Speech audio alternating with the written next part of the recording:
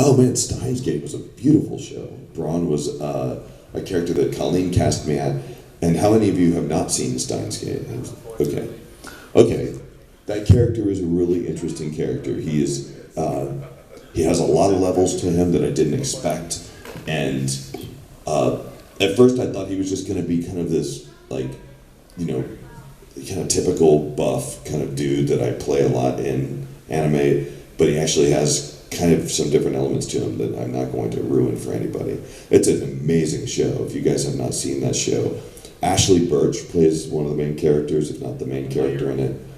And Michael Tatum does an amazing job too. You really should check it out if you haven't. It's just like Dragon Ball Z, I promise you. Shh, quiet. Don't watch it now. Yeah.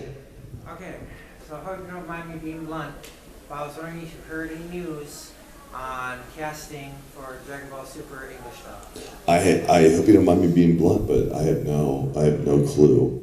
And if I did, and I don't, I couldn't tell you anyway. But I'll wink twice if I really don't know. I really don't know. I just don't. I wish I knew. I can tell you that Funimation, I'm sure, wants to. I can tell you that everyone in the cast is ready to. I don't imagine that even if Funimation didn't dub it for some reason, somebody would. Like somebody, and it would probably be us, because this last year was so amazing because of the two movies that were released, and I got to meet with the Japanese quite a bit, and we got to go to dinner with Masako Nozawa and a lot of the directors and the heads of the animation departments at Toei, and they were very clear about the fact that they loved the English dub, and that meant so much because, you know, you guys are a rare case. Like, most people don't enjoy the English language option of a DVD. Like, that's a rare thing. Like, and so for dubs to be popular is already unusual.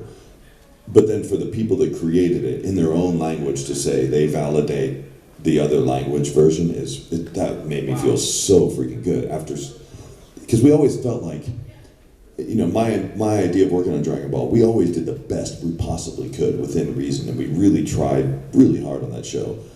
But at the end of the day, I knew that, like, I'm not the original Vegeta, you know, I'm not the original Piccolo, so we're just putting an American kind of stamp on it. But it was just incredible for them to compliment us the way they did. I certainly want to work on it forever now. So. What would be like the first thing that you tell someone who wants to get into the voice acting business? Take off your pants. I'm kidding. That was a joke.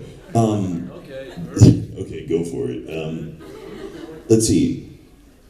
Well, it depends on where they ask me, and in what town we're in, and kind of what we're doing. If they're in Dallas, I usually just put them in touch with somebody or give them some advice on a class they can take. But there's just so many different ways to get into voice acting, and there's no one correct way, really. My suggestion to people who are interested in being voice actors is to remind them that acting is probably one of the most important parts of it. Having a voice is a second part, and most of us have those. So, and if the person didn't have a voice when they asked me, I would wonder how that telepathy was working, and that makes no sense. So, usually what I tell people is that you can be a voice actor now, and I don't know if it had anything to do with my success in this business, but when I was a kid, I loved recording my voice. I loved recording stuff.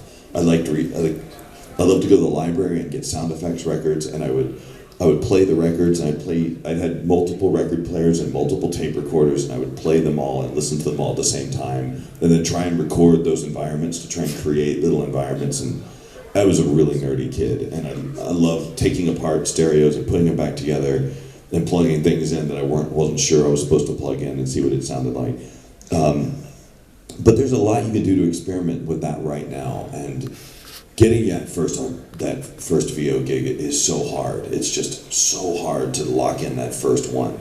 So the more you can do to prepare yourself, either by becoming a better actor or just getting comfortable with the sound of your own voice, that'll be helpful. Because I can always tell, 100% of the time, I can always tell when I'm dealing with someone who's never been a voice actor before, never done a voiceover session. Just that, well, the fear alone I can sense, and I can put that aside. But other things I can also tell is like their microphone technique. How well do they speak into the microphone?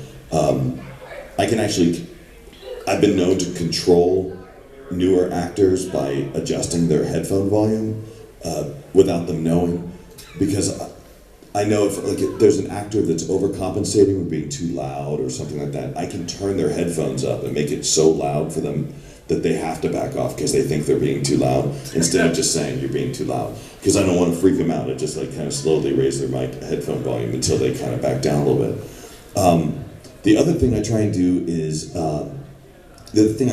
just tell people to get involved in production in general, because voice acting is so specific. That's just like saying, I want to work on only Japanese cars. I only want to work on the air conditioning system of cars. That's all I want to do. My advice would be to treat voice acting like the center of a dartboard and just throw as many darts around it as possible. Like get involved with, like Chicago's a great town. I mean, there's a lot going on. There's a lot of voiceover that's done in Chicago. Maybe not for anime, but for a lot of other things. There's also a lot of film that happens here. So just do as many things you can do that will eventually get you closer to or put you in contact with people who are voice actors or work at production studios. Because become an assistant in the sound department of something, or try and work at a studio. Because a lot of even the voice actors that you know now, some of them were engineers at Funimation, which is pretty cool. And so, yeah, my advice would be just to kind of, if you're interested in voice acting, just try and do it. There's people that are bridging stuff out there. Try and get with them. And if anyone asks you to take your pants down on the first viewer session, definitely run away from that session. So, I was joking when I mentioned that earlier. Let's see. No questions from the back. I'm sorry. Like, I'm running out of time. Yeah. I mean, actually, I only have 30 minutes left. I've got so many questions that are lined up already. See you guys soon. Are you guys in here next doing some sort of thing? No, we're done. They're done. Yeah, they said they were sick of this convention. They're gonna go camp out in the parking lot and buy methamphetamines from a homeless guy, and then rob a convenience store, which is a really weird. You told me. You asked me if I wanted to come. I'll see you guys soon. You all. These guys have a panel. Are you doing a panel tonight, or is it tomorrow night? Tomorrow night is the Cards Against Humanity. Okay. Well, that was a good one. Mm-hmm. We'll see. I'll see you guys soon. I miss you. If you guys didn't know, that's Damian Clark. He's the voice of Bulma in Dragon Ball. All right, sorry. Wow, I didn't know Damien was bald. Yes. What was your the job that you just hated the most? The job I hated the most was, let's see. The job I hated the most is when I was like a busboy at a restaurant. Voice acting. Okay. I didn't do any voice acting there. Let's see. The thing is, most of the time, even though the hardest part about being a voice actor sometimes is dealing with clients.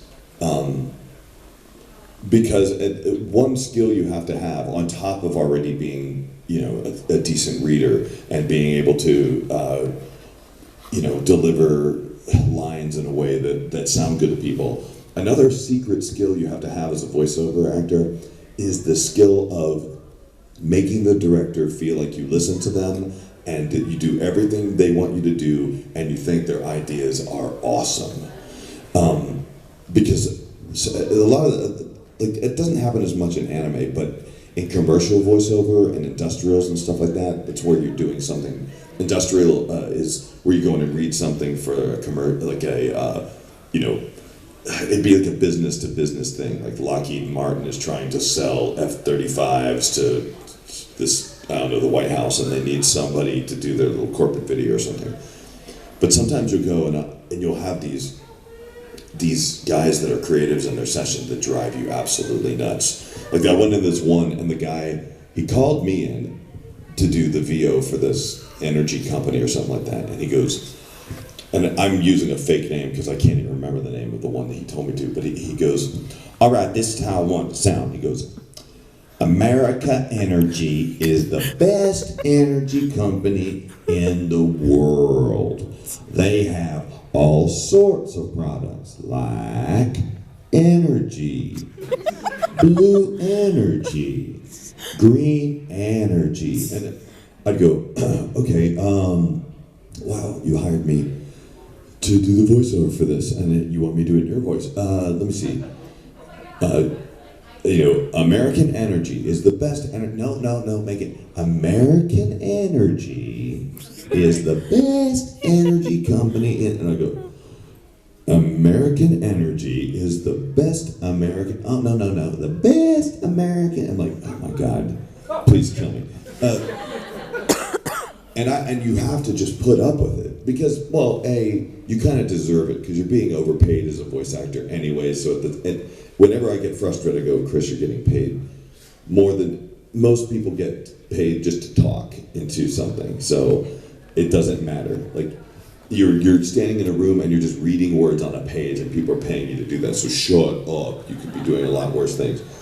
The other annoying sessions are when you go in and you work really hard. They usually send people to a commercial voiceover session, like the writer and the creative people, and they'll come in, and sometimes they'll come in and there'll be these douchey dudes that are like work for like creatives in an ad agency, and they wear their board shorts and their flip-flops to work and their sunglasses, and they'll come and go, all right, dude, okay, so on this spot here, I just want you to sound like you've had just chilling out, you've had like one beer, but not 3 beers, just like one.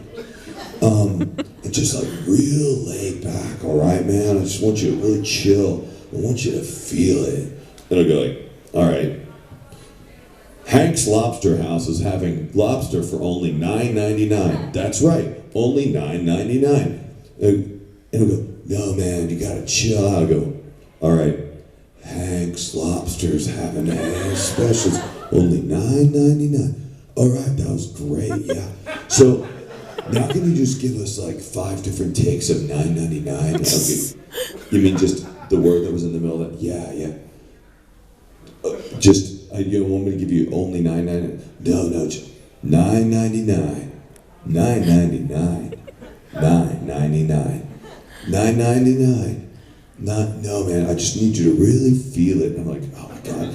And then what happens, 10 out of 10 times this happens, they go through, he creates this vision, right? Then they call the client and they go, yeah, that sounds kind of like low energy. Don't you think it should be kind of high energy? Yeah, you're totally right. Yeah, that's so right. Yeah, that's what I was thinking. Yeah, let's do another take. Let's up the energy. And then I'm like, Harry's Steakhouse is having steak for only $9.99. That's right, only $9.99. And the client's like, yeah, that's a good sound. He goes, yeah, I know, man. It's totally, we cracked.